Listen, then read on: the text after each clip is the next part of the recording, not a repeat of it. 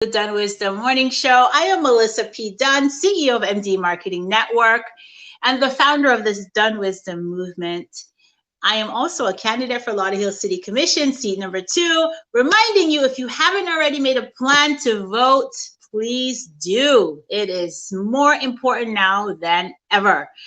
So today's guest is one of my favorite people. We have worked together for the last couple of years on making Miami Gardens one of the healthiest communities in Miami-Dade County.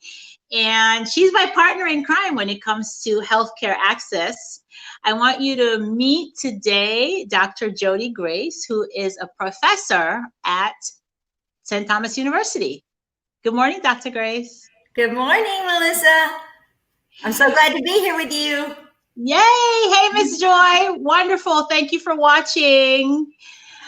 Okay, so Miss Joy is my co-host today. She's always on every morning. I love it. That's my mom's name. My mom's name is Joy, so that's a great. Oh, fantastic. How is the weather down there in Miami?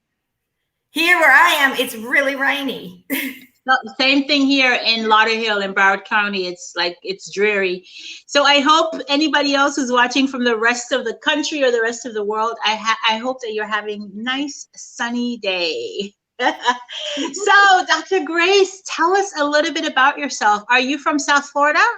I am not. I am from a pretty different place compared to South Florida.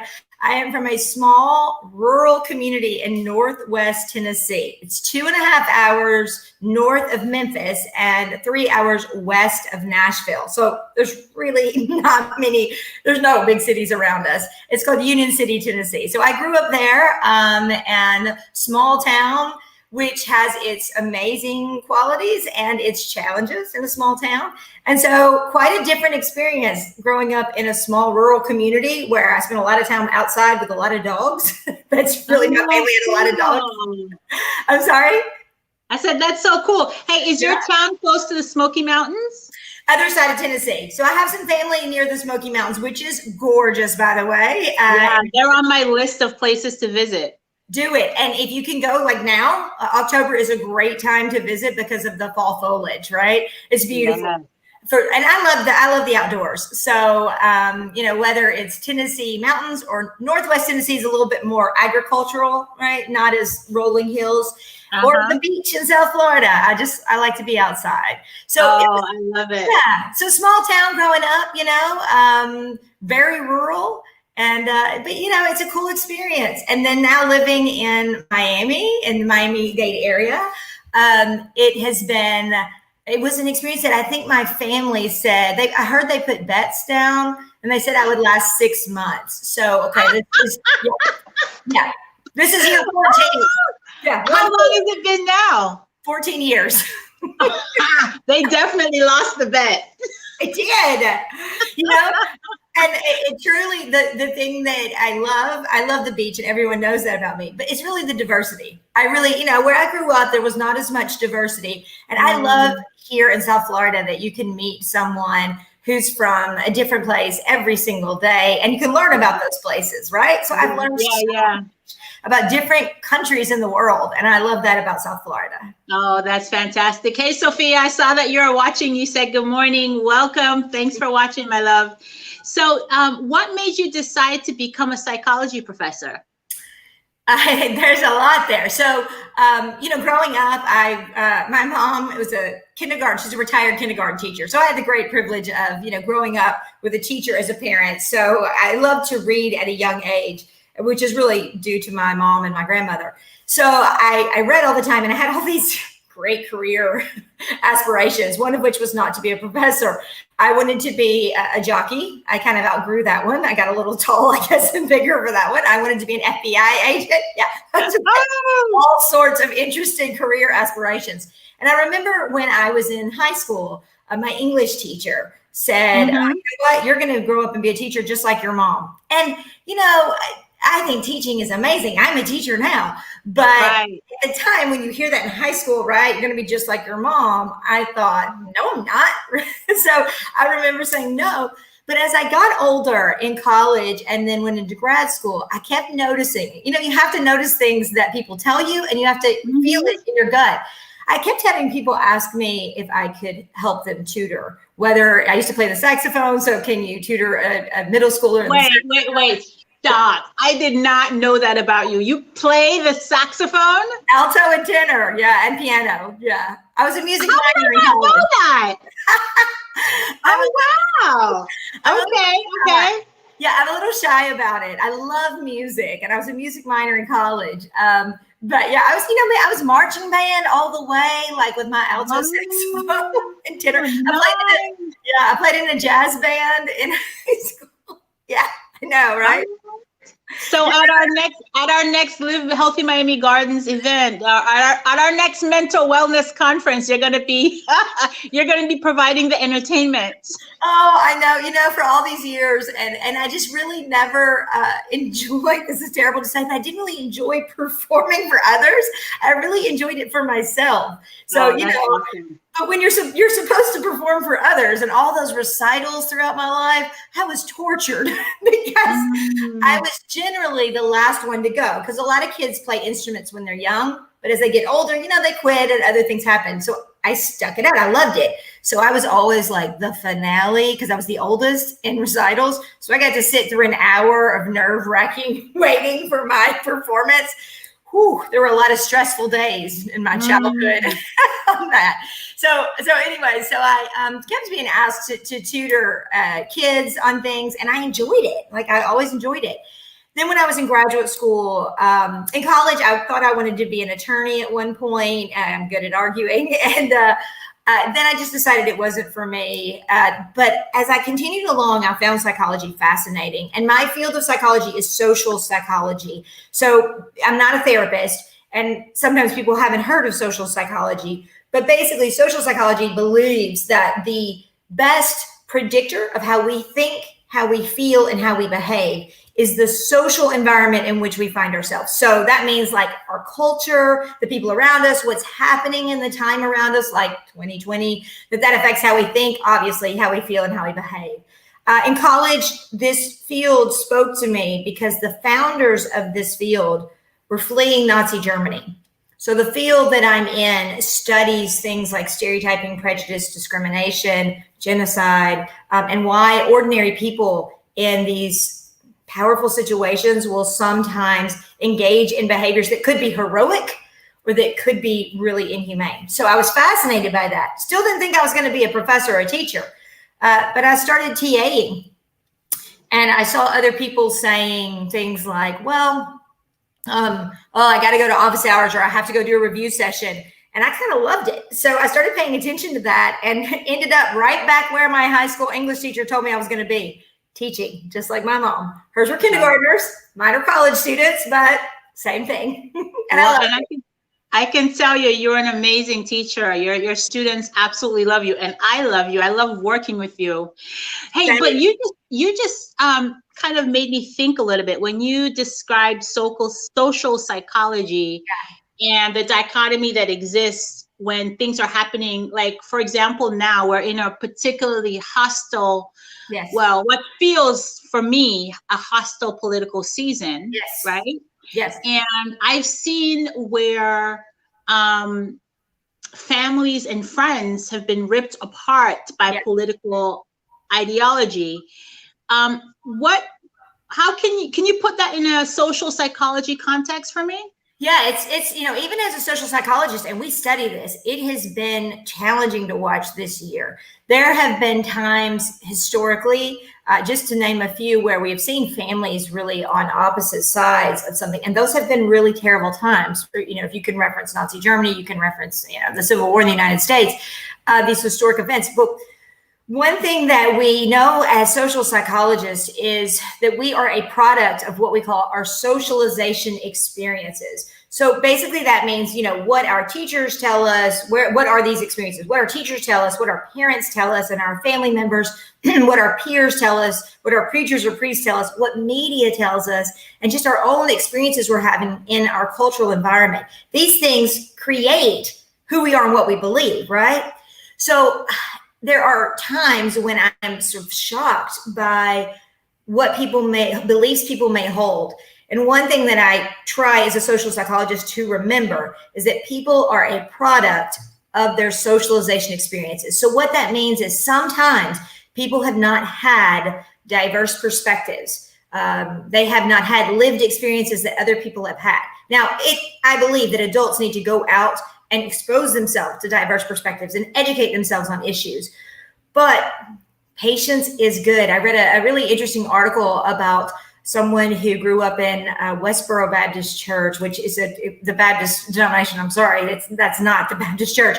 They're an organization that is very anti-LGBTQ. You may have heard of them because they would go to funerals and they would protest at veterans' funerals and military funerals and individuals who had passed away who might have been LGBTQ, and they just spewed hateful rhetoric. Well, this young woman had grown up in this so-called church, and which is really just a large kind of extended family. That's really what this organization is. And she talked about how she just didn't have other experiences. She had grown up with these really hateful anti-LGBTQ beliefs. And she talked about she had come out of that group. She had left that group. But something that really stunned me with that article is because I've had my moments this year where I am frustrated with people and I'm saying, how can you believe that? How can you say these things about other people in our country or people who maybe are not from this country who would like a chance to be in this country? Right. And I get frustrated. And her article, what she said really resonated with me because she said that the people that yelled back at her at those events when she was a kid and a teenager just kind of solidified her into those beliefs even more. But it was a few individuals. One was a Jewish rabbi. Another was just a young man who talked to her, who really sat down and listened to her and talked to her. Not easy to do in 2020. We've kind of, started shouting and talking and listening. But she said that's what changed her.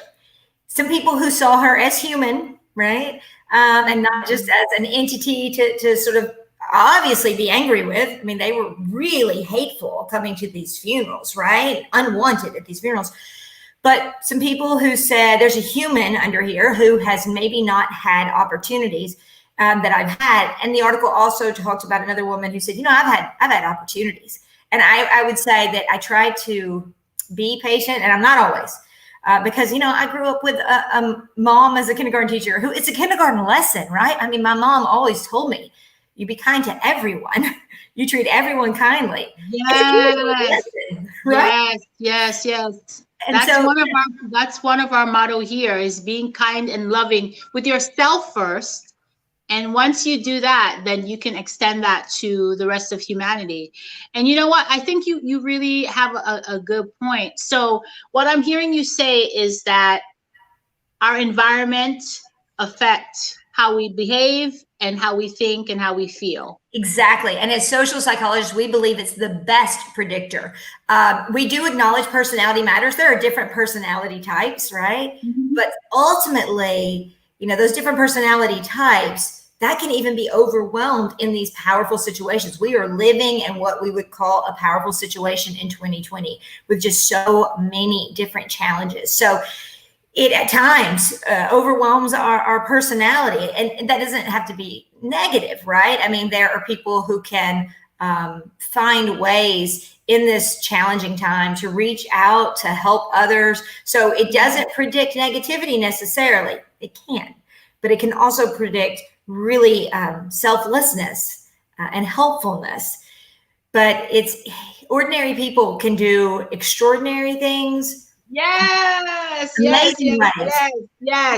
But we have to, one thing that social psychologists are mindful of is that we have to recognize we have the capacity to do the not so great things as well. And if we can maintain that humility and recognize we have the capacity to look the other way, to close our shades and just say, I'm not going to help or intervene in situations.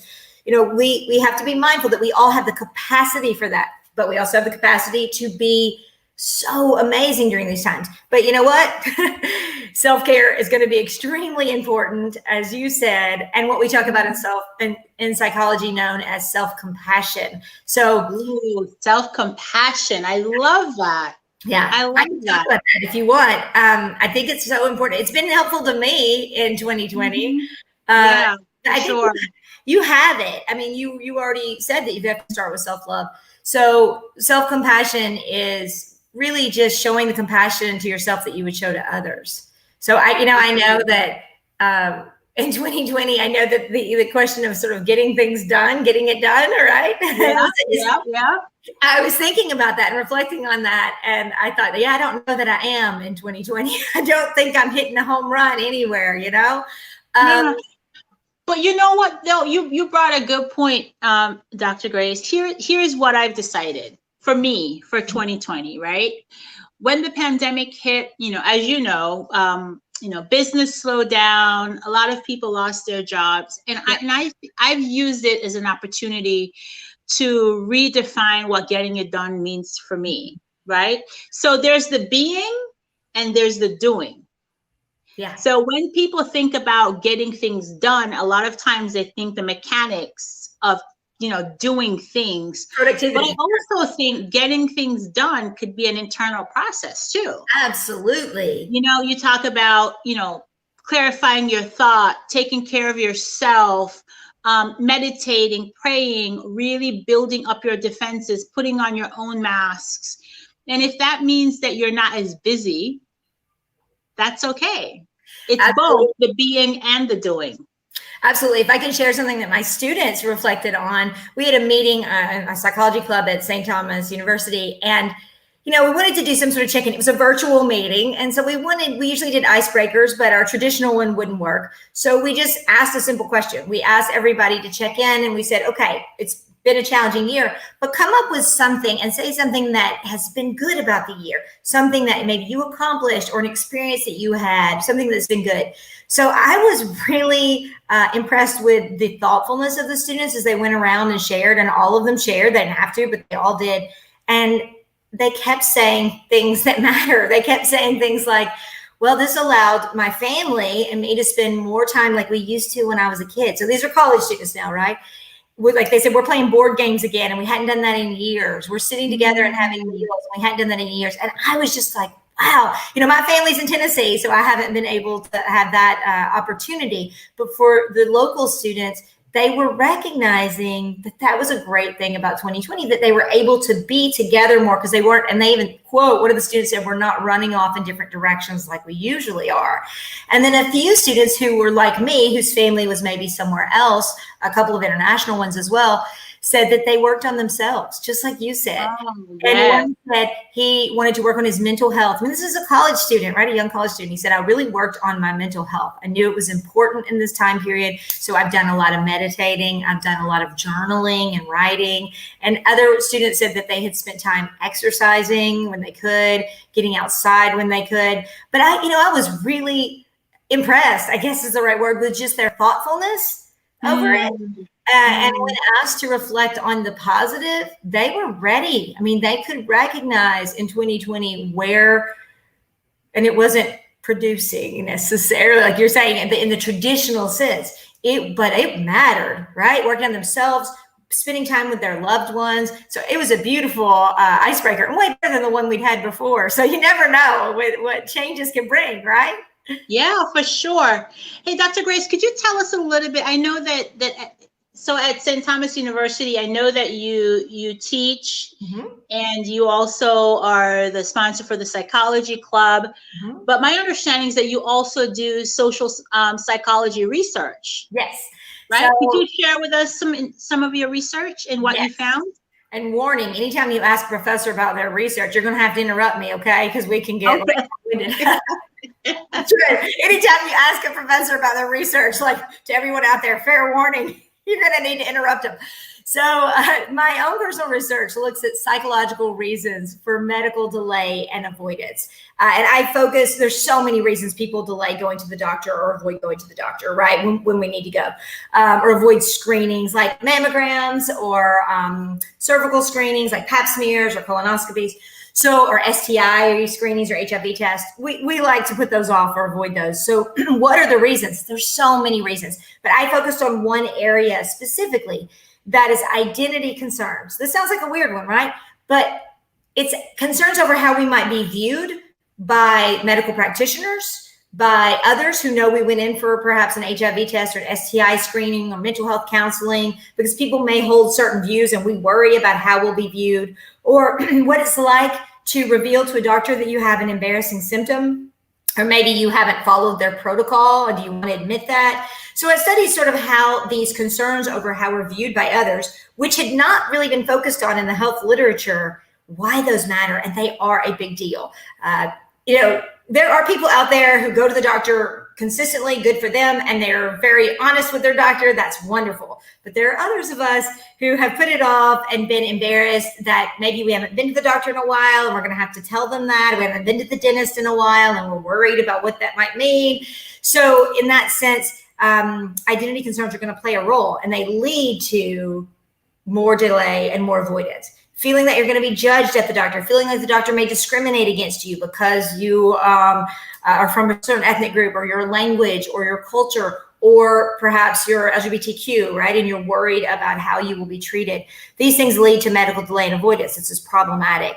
So my own personal research came from my own experiences in health with my family. So let me acknowledge first, I have so many privileges, such a wonderful family and growing up. But when I was a senior in college, my dad was 47 and he's doing great today. But at that time, he had to have an emergency quadruple bypass surgery at 47. Now, we were 2.5 hours from Memphis, 3 hours from Nashville. They put him in an ambulance and rushed him 2.5 hours to Memphis, where I was going to college. And he had to have an emergency surgery. He was only 47, right? And then a few months later, near the end of my senior year of college, he had to have carotid artery surgery, where they clear out your carotid artery because plaque was forming, and he had a stroke. It was a pretty bad stroke. He could not speak at first. He was really good at math, and after it, he couldn't use a calculator, didn't realize where the numbers were on the calculator. I mean, it really took some skills from him. And so that was a wake-up call I'm very close to my parents and my dad. And I remember when we celebrated his 50th birthday shortly after those health scares, and he really struggled for a while.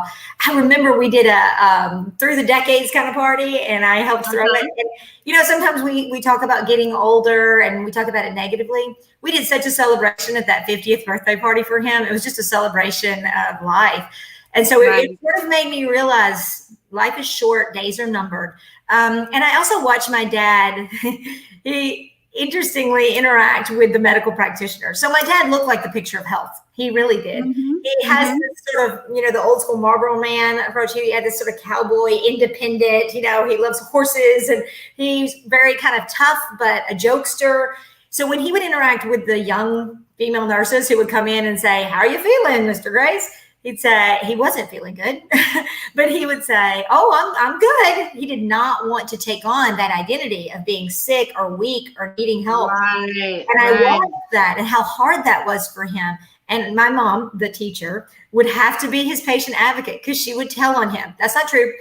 He said his chest was hurting. So she had to go to every doctor's appointment, and she had to really take him there, right? So watching this as a senior in college and struggling through that, really led me in graduate school to think about how we interact with medical practitioners and how we sometimes delay getting treatment because of how we feel about how they view us. My dad never wanting to seem sick or weak or not super strong, right? So that really led to my own personal research. And I also just saw such delays with people regarding things like mental health counseling or STI testing, in the medical community and societally. I think we have that wrong. Go ahead. Yeah, no, well, my grandmother, when you shared that story of your mom and your dad, I could just picture them being in the doctor's office and him saying, "No, I feel well." And I'm just recognizing that happened with me and my grandmother. Yeah. Always, okay, yes, I'm well. I'm okay. I'm good. And even now, speaking of mental health with COVID, a lot of us have on this external mask, right?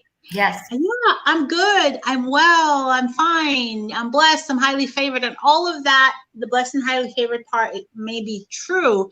But if you're not feeling well, if you feel sad, if you feel depressed, if you feel overwhelmed or frustrated or sick, there should be one person in your life that you can go to and you can say, listen, here's how I'm really feeling. Absolutely.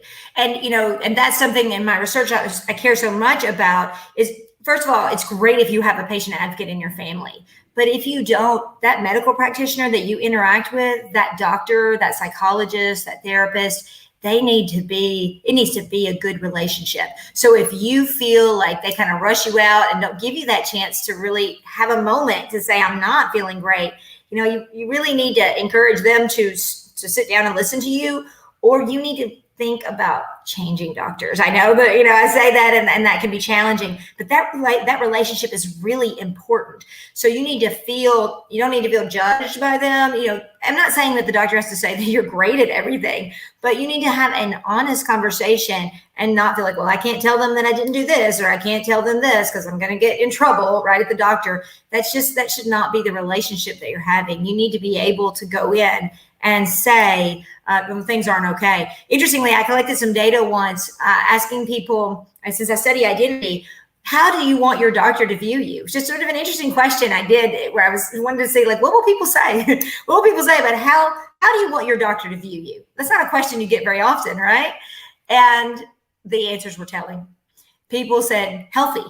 Well, if you're going to the doctor, sometimes you're not healthy, right? But that was what they said. I want my doctor to view me as healthy.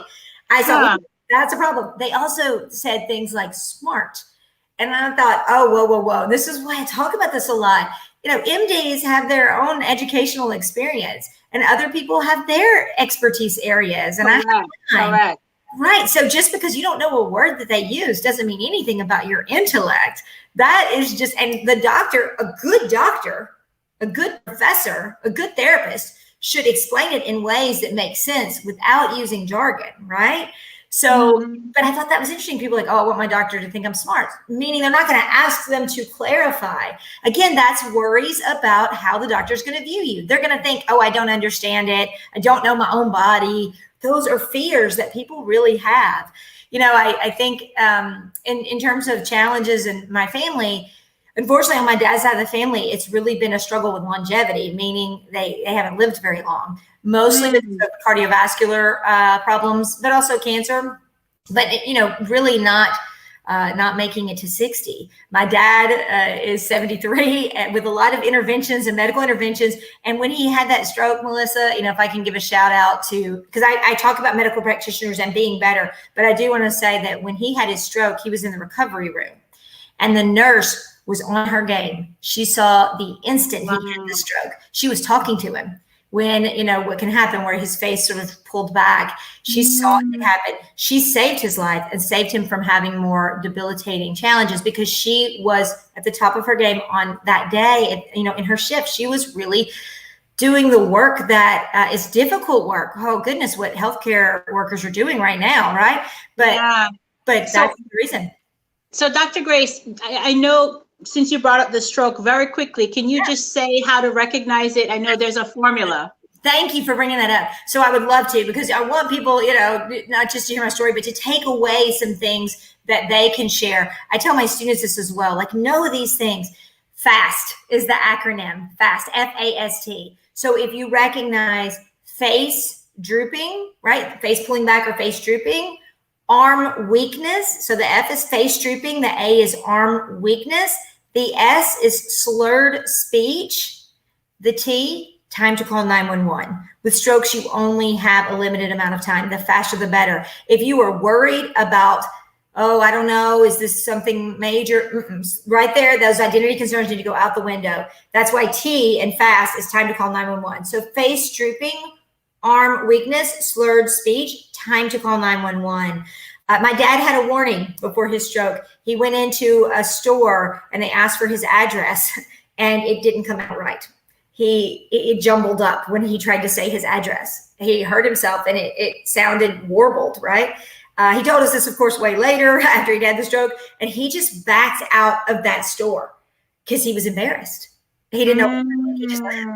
and never told Wow. anyone. And so right there, delaying medical intervention. Yep. That's why your research is so, so very important, Dr. Grace. So if you would have one words of wisdom. Oh yeah, Miss Crawford says, Miss Joy says, life is short, days are numbered. Don't delay getting treatment. For sure. Spread the word to your grandmas, Miss Joy. Yes. So if you had final words of wisdom in 30 seconds, what would they be? Well, I also teach a course on happiness. So, oh my gosh, I didn't know that. I love it. Oh, we have to have you come back on and talk about happiness. Well, I'll say 2 meta strategies on happiness that we can benefit from in 2020.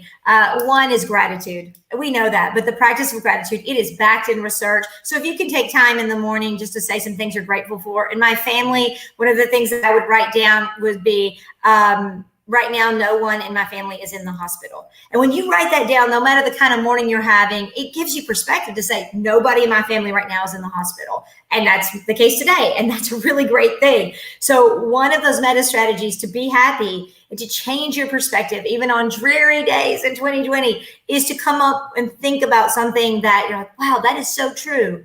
Right now, today, no one in my family is in the hospital. And that is a blessing in 2020, right? And that can sometimes change our perspective and help us sort of have a better day. And when we have a better day, we can give more to others who may be having a more challenging day. So maybe that would be my word of wisdom, Melissa. I love it. Gratitude. Thank you so much, Dr. Grace. You know, I enjoy working with you. And, I love working with you, Melissa. Thank you. And thank you for having me. This show's amazing. I'm really glad that you do this. It's wonderful. I mean, I'm not saying me today, but in general, I love it. Yeah. Do you know what? You gave me 2 things to think about. One is this whole social psychology thing. We had a psychologist on Monday's show, coincidentally, and he was talking about narcissism and dependency. Yeah.